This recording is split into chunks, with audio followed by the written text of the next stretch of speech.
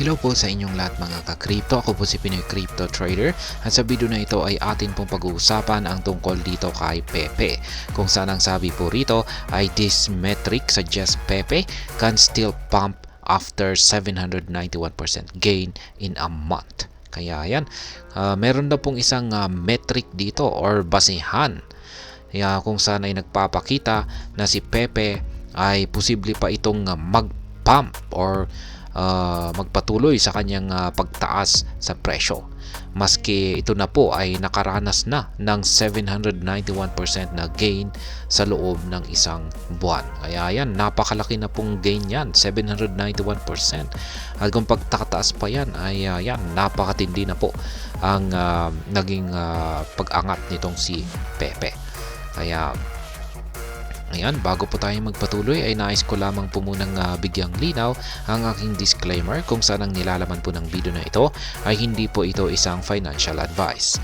For education and information purposes lamang po ang layunin nito. Maliban po dito ay nais ko na rin pong magbigay babala na wala pong kahit anumang group chat ang Pinoy Crypto Trader.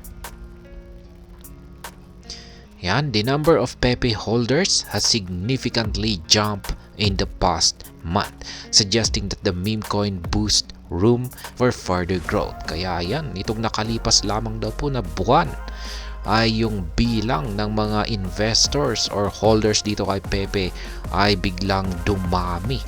Kaya nagpapakita lamang po ito na si Pepe ay meron pa siyang ipapakitang magandang performance or ito pa ay posibleng tumaas pa yung kanyang presyo.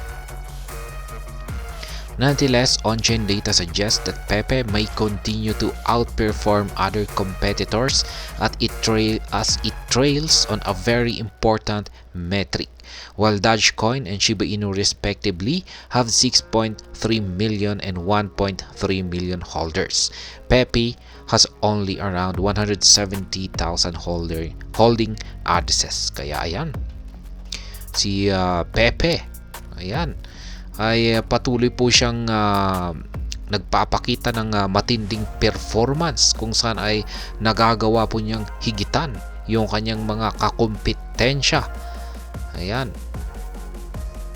At itong si Dogecoin, ayan, pagdating po kasi sa mga bilang ng mga holders ay lamang na lamang itong si Dogecoin at saka si Shiba Inu. Itong si Dogecoin ay meron po siyang mga 6.3 million kay Dogecoin. Yan po yung bilang ng mga addresses dito kay Dogecoin na parang nagsisilbing bilang na rin ng mga investors o holders nito. Yung 1.3 naman po kay Shiba Inu. Ayan, tapos kung pag ikukumpara po natin ito kay Pepe ay si Pepe ay wala pa sa milyon. Nasa $170,000 lamang po yung bilang ng mga holding addresses na meron si Pepe. Kaya ayan, ito po ang naglabas po sa datos na ito ay ang Into the Black. Despite Pepe's impressive performance this month, just 170K addresses currently hold Pepe. This is still significantly lower than SHIB's 1.3M and Doge 6.3M holders. Kaya ayan, ganyan po katindi itong si Pepe. Sobrang malaki po yung difference sa bilang ng mga holders. Ayan, kung ikukumpara po natin ito, yung mga holding addresses ni Pepe dito kay Shiba Inu at saka kay Dogecoin. Yan, sobrang laki ang lamang. Pero gayon pa man ay nagpapakita ng kahangahangang performance itong si Pepe kung saan ay nahigitan po niya ang dalawang malalaking meme coin na ito na kanya pong kakumpetensya. Yan, nagpapakita lamang po na hindi pa tapos sa pagpapakitang gilas itong si Pepe. Interestingly, the number of Pepe holders has now surpassed 180,000 following a 0.21% gain in the past 24 hours.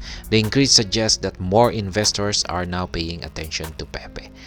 Kaya yan, mula po sa 170k na dating bilang ng mga holders ni Pepe ay yan, lumampas na po siya ng higit 180,000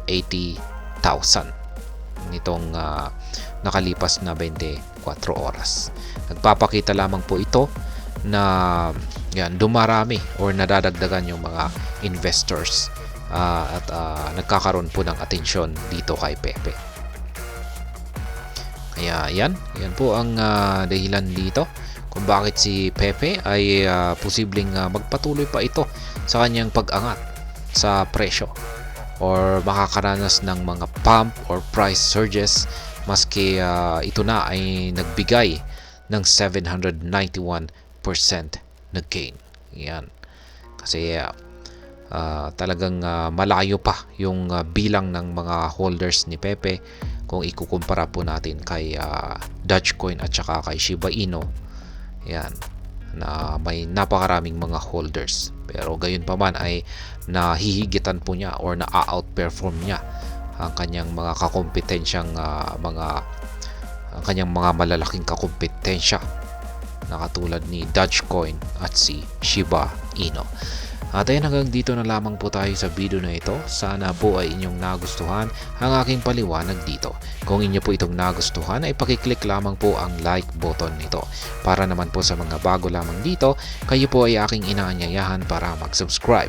Pakiclick na rin po ang bell icon nito dahil ito po ang siya magsisilbing notification nito sa mga bago kong videos na akin pong ina-upload sa aking YouTube channel na ito. Marami pong salamat sa panonood. Ingat po tayo lagi at God bless po sa ating lahat.